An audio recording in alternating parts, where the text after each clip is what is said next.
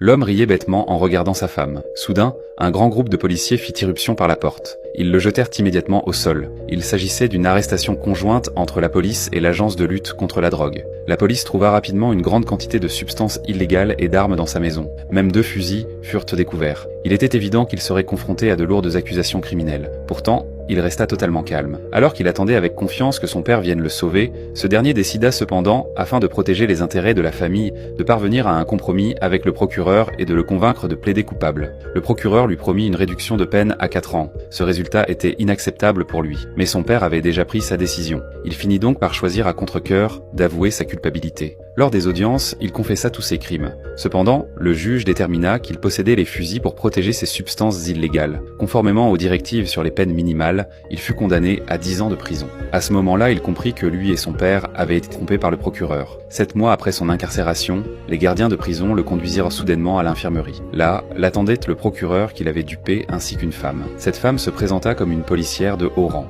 Elle avait découvert que l'homme s'adaptait très bien à la prison et qu'il était ami avec tous les grands gangs criminels. Il dirigeait même un petit commerce parallèle louant des magazines aux détenus. Ils appréciaient que sa capacité à s'entendre avec tout le monde. Il pouvait se faire des amis en quelques phrases seulement, tout comme la femme qui se tenait maintenant devant lui. Elle voulait lui proposer un marché. Ils voulaient le transférer dans une autre prison pour se rapprocher d'un tueur en série et lui soutirer l'emplacement d'un cadavre. Il soupçonnait ce meurtrier d'avoir tué 14 jeunes filles, mais la police n'avait retrouvé qu'une seule victime. Il devait en trouver une autre pour le condamner définitivement. La prison où le tueur était détenu était un véritable cauchemar, un établissement réservé aux criminels les plus dangereux. Il refusa immédiatement la proposition, mais la femme lui expliqua que s'il retrouvait le corps, il lui accorderait une remise de peine totale. Pourtant, il refusa toujours.